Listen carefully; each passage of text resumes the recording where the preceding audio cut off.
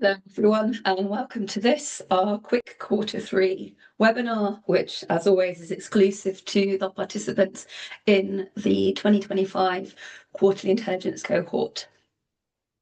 As ever, this session is being recorded and I will circulate this recording early next week along with the slides and a repeat of the outputs from Q3 in case you missed my email from this week. If Ivana will I'll hand over to Ivana in a minute and she will take us through her usual thorough analysis of the quarterly statistics.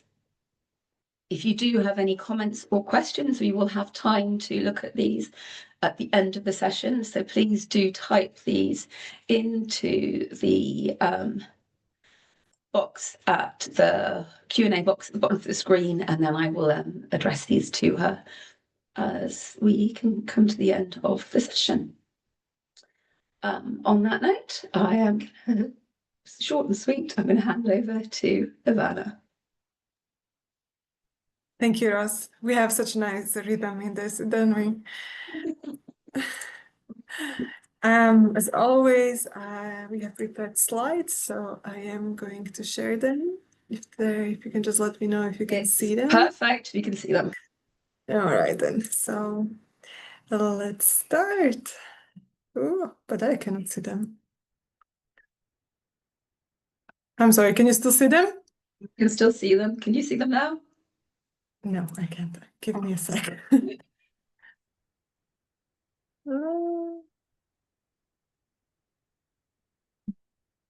One more try.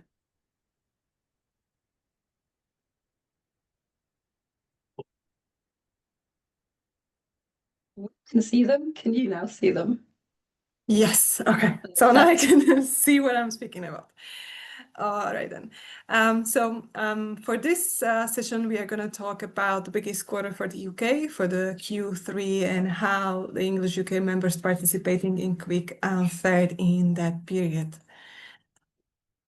So let's do that without further ado. So let's look at let us have a look at the Q3. So as always, we have 125 UK member centers who were subscribed to the this year QUIC. Ultimately, together they are covering 232 teaching locations. Now, out of these, 223 were operational in Q3 2025. And there is actually, if we look back to Q3 2024, it is the same number. Altogether, cumulatively for those teaching locations, we have seen that students spend their 262,079 student weeks. Now, if we break it down, we see that there is almost 143,000 adult student weeks and almost 120,000 junior student weeks.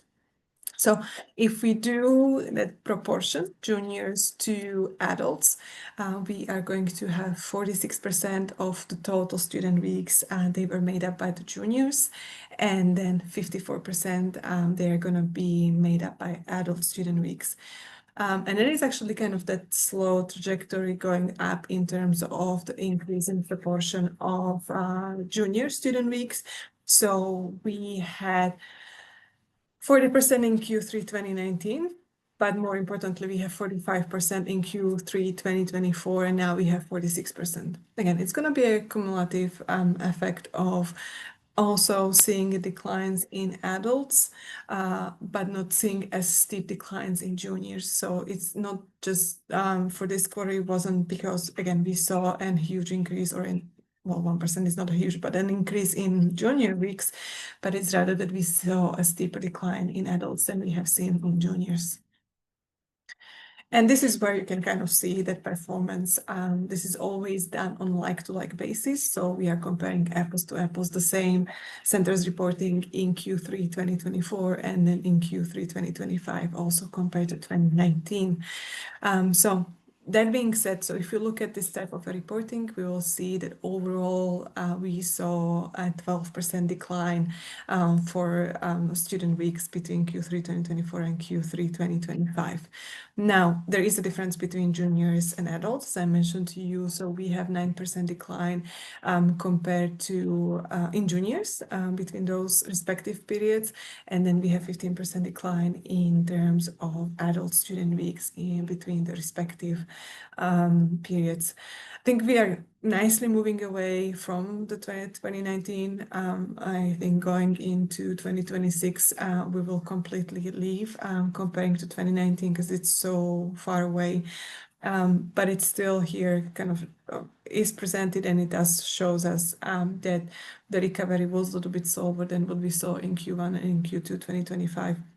And it was at 65% in that sense, and then we saw 71% and 68% in Q1 and Q2 2025 respectively.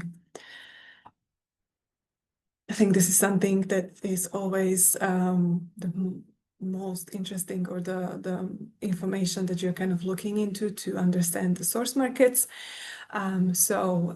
Here you have the top 10 source markets. Altogether, they accounted for 72% of all student weeks. That hasn't changed compared to Q3. If we would have added that top 11 to top 20, we would be talking about 88% of all student weeks compared to from the overall. So quite a significant amount of the student weeks concentrated among the top 10 source markets. We also have the list that is a little bit different than in other quarters, because we have that junior focused business in Q3. So we have Italy here as the strongest market for the third quarter. And if you look at the chart, there is a little over 43,000 student weeks. Nevertheless, Italy still saw a decline between Q3 2024 and Q3 2025 of 7,645 student weeks. We have Turkey as the second largest source market, and it is actually one of the markets that saw an increase between last year and this year quarter. So it was more than 5,650 student weeks adding, and it actually helped then position Turkey from the fourth place that it used to be in the last respective quarter in 2024 to the second position that we do see here. Because this is such a junior heavy period, you can see that blue line being much more present than in any other quarters.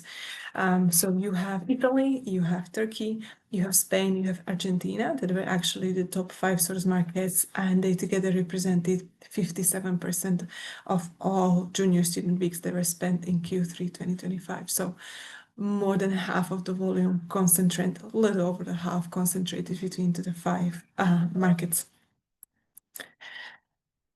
Here is a little bit of a recovery, but where I would like to focus maybe a little bit more here is for those markets. First, there are those that are outperforming, so they are doing better. And we have known about them for quite a bit because they are predominantly coming from LATAM region. So you do see Argentina performing very well compared to 2019. You have Mexico 179%, so quite the increase. And of course, Turkey reaching almost 200. On the other side, this quarter was also significantly affected by Chinese not traveling as much. And if you have a look at the position number 4 with China, it reached only 22%. And it's not only that it was only 22% of their 2019 volume, it's also that it's actually smaller than what we saw in Q3 2024. So the sector does look very different, and this is why we do believe that there is time kind of move away from that 2019 and start looking for a little different comparison here, because China's as a market structurally has changed. We know that the adult market is not coming back. It's continued to shrink because of that intra-regional mobility, because of the in-country provision, because of the price sensitivity in the market. We also know that this summer was difficult for juniors because of the geopolitical situation that we are facing in, because of the government do encouraging for the kids and parents and students to stay in China and not to travel. I still, based on the conversation, I think I do believe that the junior market will return. With China, it usually takes a little bit of a time to gain that confidence back.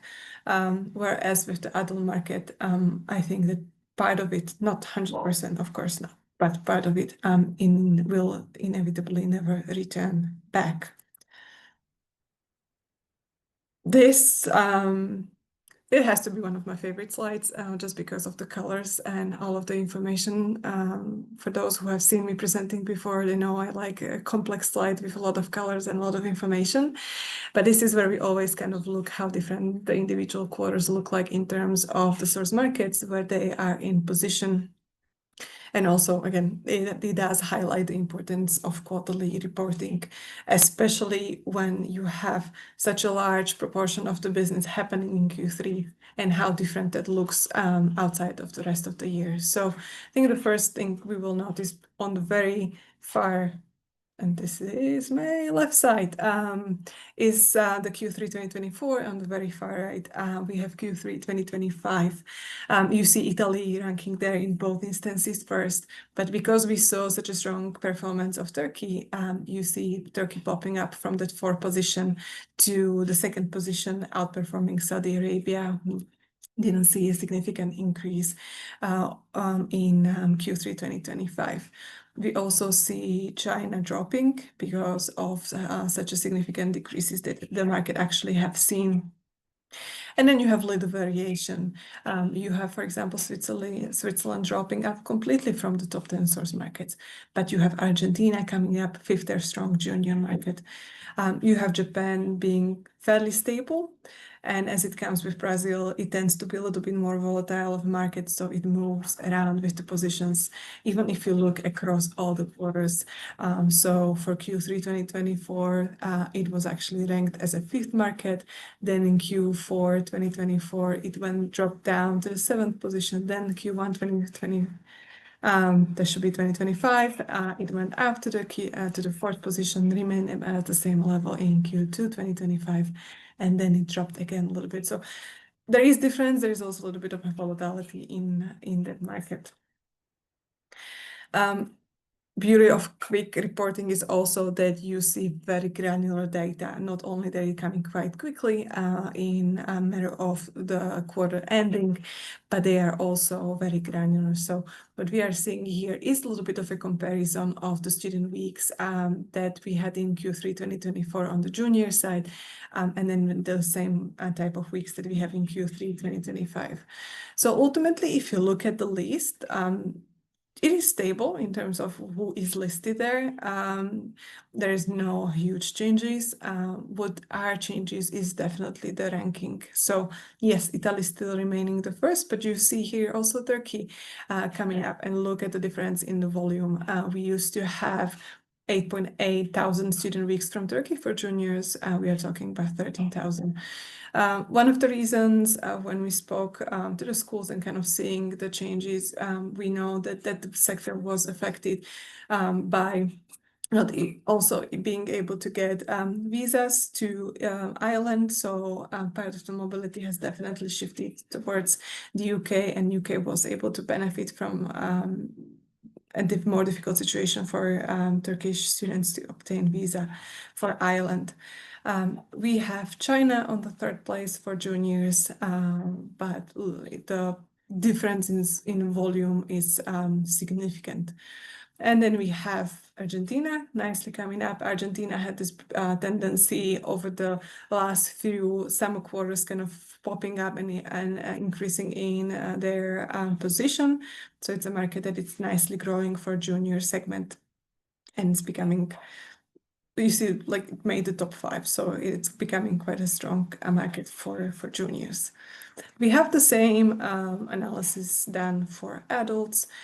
So again, there's not going to be a huge differences between the top 10 source markets. There are definitely going to be variations in ranking. If you look at Saudi Arabia, if you look at Turkey, if you look at Italy, you'll see that the market in terms of volume as it is a mature market, it's kind of at the same level. Yes, Saudi Arabia in terms of volume is a little bit smaller than what you see in Q3 2024. The same Turkey actually grew, but then Italy again a little bit smaller. So that's I think the biggest message across was that yes, there were declines across majority of the markets in adult, but also in junior segment for Q3. Nevertheless, they were not in many instances as significant, and they were more on a side like that up to 10%. But there definitely were markets that were affecting much more, like for instance China. We also always there is always available the course breakdown. So I think Q3 still for adults, it doesn't change all that much. It's still general English, the most popular course type, 90% of all weeks going there. But if you do that like-to-like comparison between Q3 2024 and 2025, there was a decline by 13%. And this was driven predominantly by fewer weeks coming from, we have Saudi Arabia dropping there, Colombia, and Italy. Now, with the adults courses, we have 3 out of 7 that actually saw growth, but here we are going to be talking about smaller growth in volume. It does look a little bit bigger in percentage-wise, but that's just because we are talking a little bit in a smaller volume and increases in that sense. So for English, for specific purposes, there was almost 500 more student weeks than for and it was mostly by Brazil, and then we also have, for example, Spain adding 133 student weeks. So smaller increases, but they are there. For juniors, I think no surprise that we have a quarter where summer winter camps are dominant. They made actually they're actually making up 70% of all student 60% of all student weeks. On like-to-like comparison, we did saw declines. So the biggest drop with the summer winter camps came definitely from China. So we have drop of over 6,700 student weeks, and then it was followed by Italy. There is a little over 2,200 student weeks decline. There is also a breakdown that looks both on age and course type, and that's where you'll see both comparison and volume. This is what I am displaying here for the top 10 sales markets, but then again in the report you are also able to see the declines in volume. And if we have a look at it and compare it to Q3 2024, definitely the steepest declines with adults we will see with China and with the English for academic purposes, because we have seen a drop of 5,700 student weeks there. And then on the junior side, as I mentioned to you, those will be the summer winter camps and dropping by 6,700 student weeks. Now we have Turkey and Saudi Arabia that are actually the only markets that grew for summer and winter camps for juniors. So I think we have mentioned now on numerous occasions that Saudi Arabia are starting growing for juniors. They are still small in volume if you have a look at it, but they have really consistently has shown an increase in number of juniors coming in the UK. Then if you would have really a look at those changes between Q3 2023 and Q3 2024, there is a lot of variations in terms of the volume and the markets, but mostly across there definitely were declines and that we have seen. Then we have booking sources. Not surprisingly, especially in Q3, we have the largest proportion of commissioned student weeks. It is a quarter where we see a lot of junior groups coming in, so naturally those are much more prone coming through education agencies or through those commissionable channels rather than those weeks that are coming through direct bookings. If we have a look at the proportions, and if you compare it to the Q3 2024, there are some differences. There are not huge on a lot of them, but there are definitely changes. So, for example, we have markets that saw an increase in proportion of those commissionable student weeks, so be it Saudi Arabia or Brazil or South Korea. But interestingly, you also have countries that actually saw an increase in non-commissionable student weeks. That would be, for example, no, it's the other way around. My apologies. So Saudi Arabia, Brazil, and South Korea, they actually saw increases in non-commissionable student weeks, whereas Argentina and Italy, they actually saw an increases in commissionable student weeks. Again, Q3 in this sense is quite different than the other quarters because we have a larger proportion of group bookings and they are always tied to the junior segment coming in. We also have a situation where we see the largest kind of, again, the group bookings share, 41%, a small difference, a 2% difference, but there is still a difference. And again, this is going to be that combination of seeing a little bit higher drops in adult student weeks than we saw in juniors, and therefore that is kind of moving also that proportion between individuals who are usually adults and the group bookings. If we have a look at it broken down to the proportion, you will see that Turkey, for example, predominantly individual market, but they still have a solid proportion that's coming also through group bookings. And then the difference, if you look at Italy or Argentina, on how much of that market, because it's such a junior market, it's coming through group bookings. In terms of that comparison between Q3 and Q3 2024 and Q3 2025, yes, again, there are small differences, but there are not huge changes that would kind of show any significant changes in patterns, in behaviors that it's coming from the source markets. And as always, we cherry pick one market that we look and we drill down a little bit more. It's also a way of guidance for you to how much of an information you are able to get for individual source markets when you kind of collect those information, or if you look at the information through pivot tables, that what you are able to see for every single market. So Turkey, because it was one of the markets that actually grew for Q3, we wanted to break it down a little bit to understand better. So altogether, those 33,742 weeks, they accounted of 13% of all student weeks spent in Q3 2025. As we talked about, that positioned Turkey as the second largest source market. And if we look at the breakdown of the weeks between adults and juniors, we'll see it's still predominantly adult market, but proportionally you have also quite a significant number of junior student weeks. Now, this is something that you don't see a lot because of what's happening in the sector, because it's a mature sector, because of what's happening in source markets. You usually see those trajectory of Q3 being the largest one, and then the columns tend to go down through Q3 2024, Q3 2025. It's a different story for Turkey. So because even if you look at the recovery levels, we have seen a nice continuous growth over the quarter between years, overall figures, junior weeks, adult weeks. So there is a nice growth. Look at the junior segment going up 48% between Q3 2024 and Q3 2025.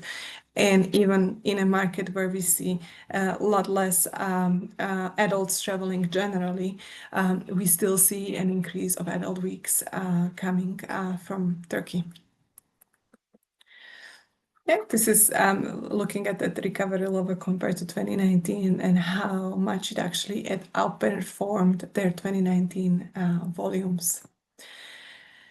If we have a look at, are those weeks coming through commission weeks and channels through agencies or none? Here you can kind of nicely see that it is a market that is heavily, and I mean heavily agency driven.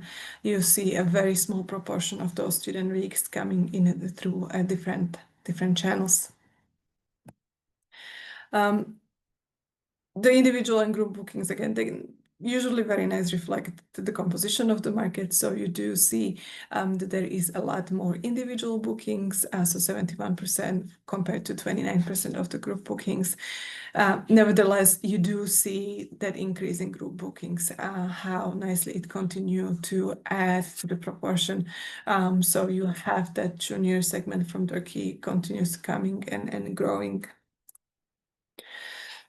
In terms of the course types, I think this will not be too surprise to anybody. We definitely, for adults, have had that general English courses that continuously grows. Now you have more than 18,000 student weeks for adults in general English courses. Now for Q3, because it is that summer period, you do see a lot more coming through summer winter camps. Usually, even for juniors in other quarters, that would be general English courses. You are also able to narrow down to the regional nuances for individual source markets. For Q3 specifically, if you look down to the regions, you see that there is quite a bit of the student weeks coming to London.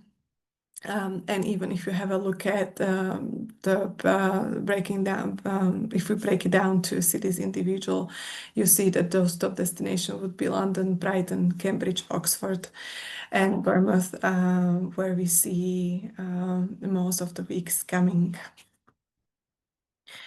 And part of the kind of survey that we do is that we try to collect the feedback from you to do a little bit of forecasting, because we know you do see a lot of the things much sooner because of the bookings that you have already in-house. So it does help us to understand a little bit better how you are seeing the next quarter or the upcoming year. Generally, from the conversation I had with many of you, the expectation is, or so far, the 2026 looks like it's looking a little bit maybe better than in at the beginning of 2025. There is no, it's going to be, I think there is a general conclusion that 2026, it's going to be another soft year. So no the huge increases.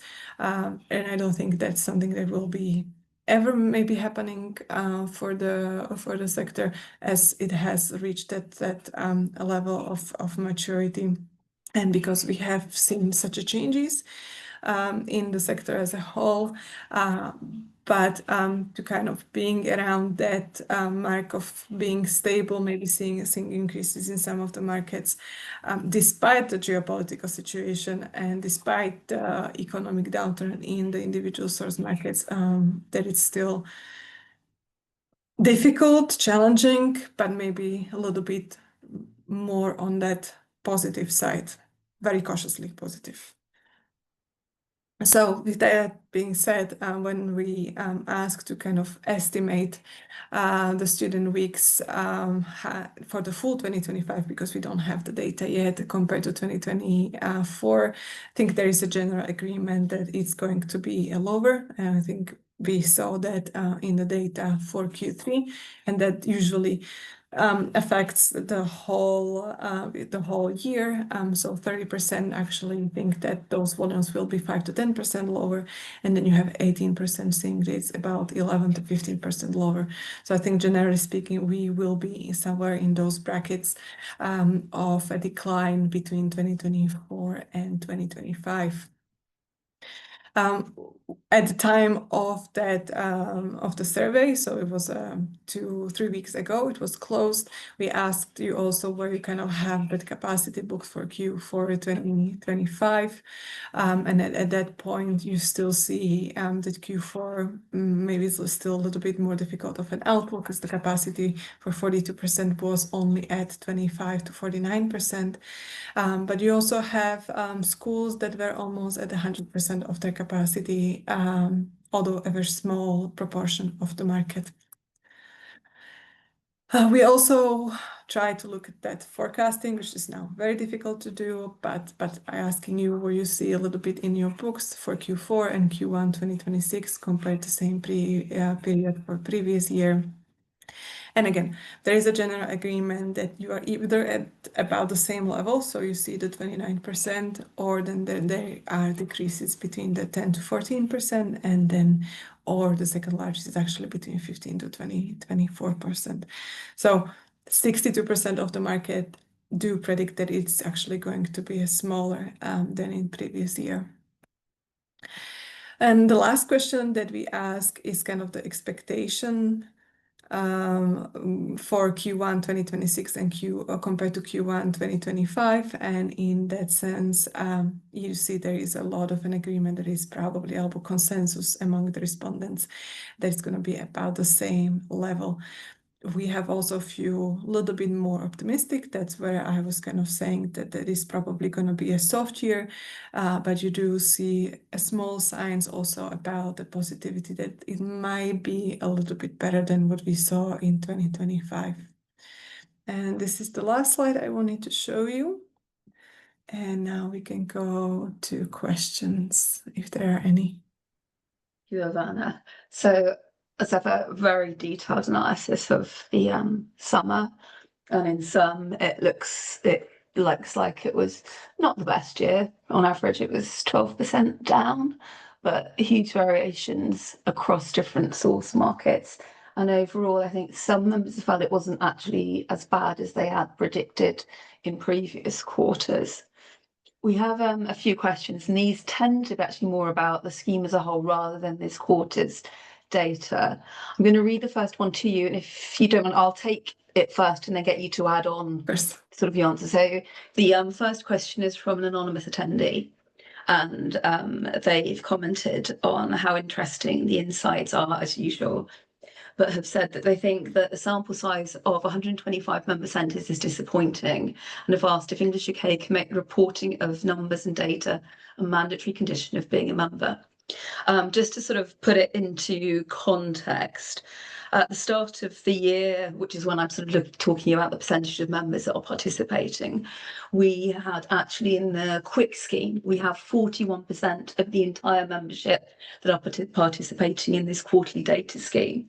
And as a group, you and QUIC represent about 60% of the members' annual student weeks. So it is actually quite a large representative sample, and the actual proportion as the membership numbers have decreased, then those in QUIC haven't decreased quite to the same degree. So we actually have a slightly higher proportion at the moment of the membership in this scheme. We would love for everybody to be able to return the data on a quarterly basis, but the reality is that a lot of centres just do not have the capability to do this. We make the annual statistics scheme is a mandatory reporting scheme. So we do have 100%, well, it's usually 99% of members that report their annual data. But due to the complications of extracting this data, we asked for this data in January, and we would get the results that are in a state for BONARD to look at analysing them in April, which is why the report is ready in May. So we've balanced sort of in the past, and the decision that the board has generally made is that QUIC has to continue to be a voluntary scheme, because the value of this scheme is the ability of us to produce full reports and turn around the results quickly. If we made the scheme mandatory, we'd be looking at a report every time lag of 4 or 5 months, rather than at the moment the maximum of 8 weeks. Anything you'd like to add to that? At this point, I think you covered it quite well. I think, you know, as soon the only limitation really is the ability to report. So if that would be, and you know, there can be because of the capacities and because of the systems that are used, anything that comes to it. So it would be absolutely fantastic to have 100% of the market every single quarter, as Ross said, because then we would really have that 100% picture. But I can also confidently say that what you see here are really the trends. Maybe the volume, there is not 100% volume, there is the 60% of the volume, but the trends that you see, then they are then consistent also in whenever we do that annual report. There are not huge surprises that we see, especially for the private sector, that we would not have seen in the quarterly scheme. And also, what you are able to see here is really the differences across the quarters that you are not able to capture then in that annual report. So if we can help in any way, and Rose knows that, to add more schools, we promote always as much as we can the quarterly scheme, because I don't think there is a better and more granular scheme in any of the English language destinations, and we work with most of them.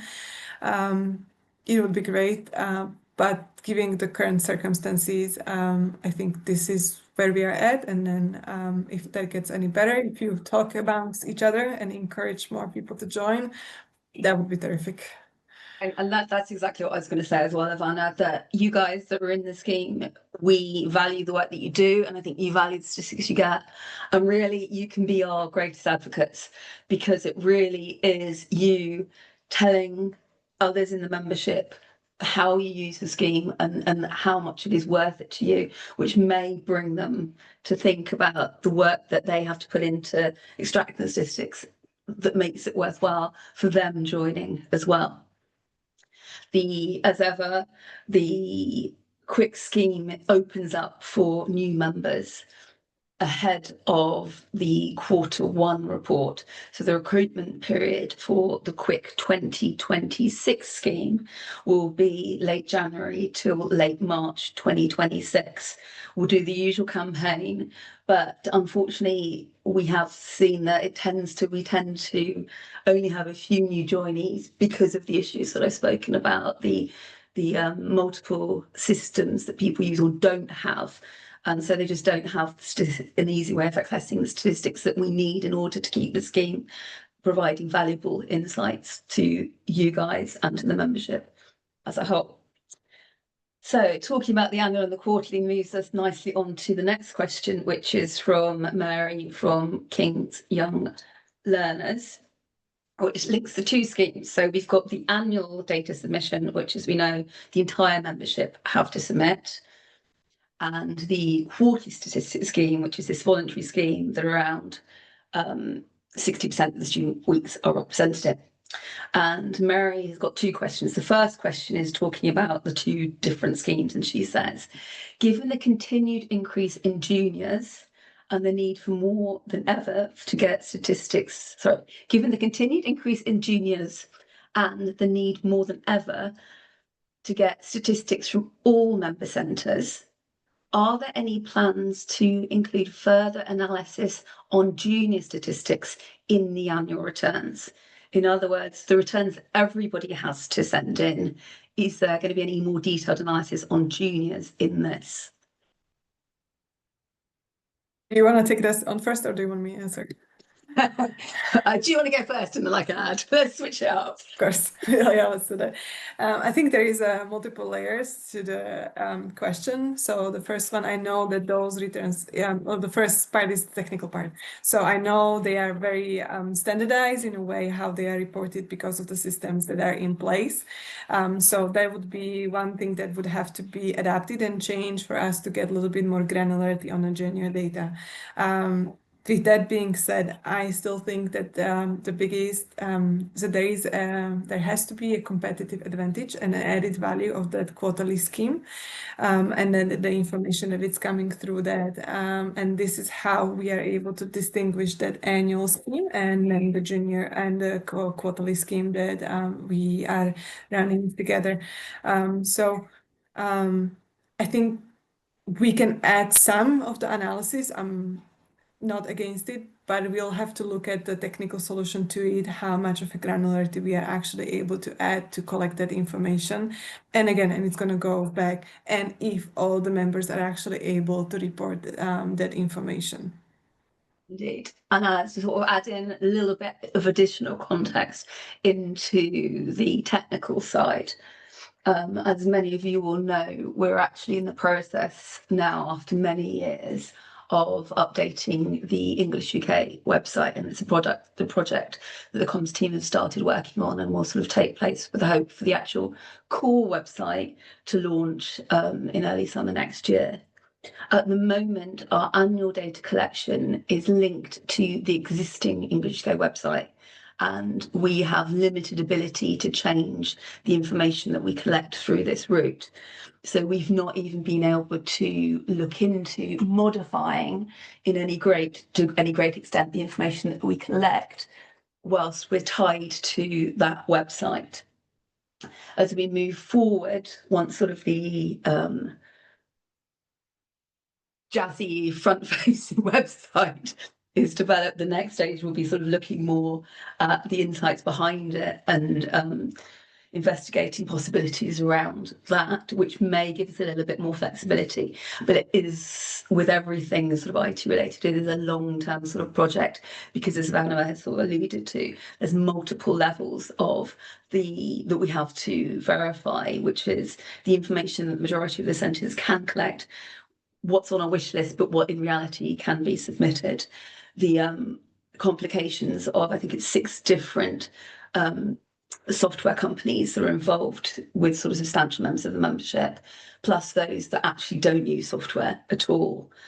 And then the actual rollout, if we are able to gain agreement on what would be useful and the level of information, of more detailed information on juniors that we could possibly integrate into the annual reporting, it's the actual rollout of that once the form's been agreed. It takes months and months and additional expense to get the software developers to incorporate this into their outputting. So it's all, yes, we would love to do this, and we hope to actually be able to make some progress on this in the next sort of year or two. But it's a kind of wait and watch this space for now. We're aware of it being an issue, and we'd like for this to improve. But it's something that takes time and effort and resource at a time when members don't have the extra resource to sort of pay into resolving this. Second question is hopefully slightly more easily to answer, and maybe more. We've lost your sound, Ros. You got me now? Yes. Yay. So I've got a warning, a sign saying my internet connection is unstable, which is interesting since I'm supposed to have super fast fiber optic. Anyway, Mary has asked, if 2019 is no longer to be used as a benchmark, rightly so, what will be used? So I think we are almost at the agreement, although maybe it wasn't finally set in a way. But as a research company doing that research, we would recommend doing 2023. I know there has been a lot of debate with that there might be still a little bit of the pent-up demand that was there because of the pandemic, but because of that year being the one where the pent-up demand will be very much limited in numbers. It's going to be a little bit of a leftover that was there. It's because it's a year that was, and I hate to put it that way, but it was a normal year, okay? We finally got out of pandemic. Governments still weren't thinking too much in connection of international education and immigration. So, and in a way, also in trends and in what we saw either return to what used to be in 2019, and in some instances there were some trends that has picked up throughout the pandemic, but at that point they were consistent and they were also showing in 2023. So because of that, as 2023 was probably the new normal, that would be a year we would definitely suggest to use as a new benchmark, because then going forward 2024, you already have, you know, government interventions happening in many of the destinations. You have the stabilization in some of the markets, and then I don't think we have to mention 2025 because that's I think that's going to have its own category. So for that, I think 2023 would be kind of a benchmark where those markets we can compare to where they could be. And then again, definitely move away from 2019 because that's what, 6 years back. And Rosby, I think we lost again your sound. Nope. No. I think it's probably coming back. Try again. Oh, Yes. yeah, I have no idea what's going on at this end. I'm not touching anything. So yeah, so as you said, it's very different global, political, economic, and just the whole environment now than it was in 2019. So for 2023, I know before we talked about using 2023 as the benchmark for the UK. Is this now the thought that this would work as a benchmark for the global statistics? Yeah. Yes, I think that's what we kind of ended up, that it has the most information and consistency to do that globally, not just for the UK, because then there is so much distortion going on everywhere that it just doesn't make any more sense. So we are gonna do, or advise to do 2023, but I think it's gonna come with that little bit pinch of salt that we will adapt as we go. I think we have learned this year that there is so much dynamics, volatility, and everything happening. Then maybe 2026 will be the new normal. We don't know. Maybe 2027 then will be the new normal. I think we need to give ourselves that flexibility in thinking that the sector is changing, is adapting, and it might look a little bit of a different. And the moment we see, because I still strongly believe that in a way when, well, you know me, I'm always an optimist. So when the governments finally have their take on immigration and everything, and then we will get to the kind of the new normal where we will see a continuous stabilization, we will kind of on a different volume, but we will come back again to that maturity and markets being more or less stable with, you know, maybe decreasing the number of weeks, but the number of learners remaining the same. Maybe that would be then again a new normal. But for now, it does make the most sense to have 2023. And then again, with that in a couple of years, we might use a different year because the environment could be very different. Unfortunately, I think we've just about run out of time. And then we could, as ever, just chat on for ages. One interesting comment, which is actually aimed at English UK, but somebody, an anonymous post has posted, is the suggestion that we could actually, as AI is sort of increasing its capabilities, that if schools are using Microsoft's Copilot and Microsoft 365, which actually English UK itself is piloting with a few of our staff members at the moment, they've had demonstrated to them yesterday that there's a feature that allows extrapolation of stats and data from Excel or a new table format, which could, you know, help with the limitation of some of the software providers in their reporting. So it's something worth us sort of considering and as we investigate going forward. All right, so as ever, nothing's quite, it's all to be confirmed, but we value completely and utterly the work that you do on behalf of the sector, Ivana, and the useful insights that you share, and huge thanks to all the members as well that see the value in this scheme and do submit their data. And on that note, as time's run out, I will say goodbye and catch up soon with all of you. Thank you.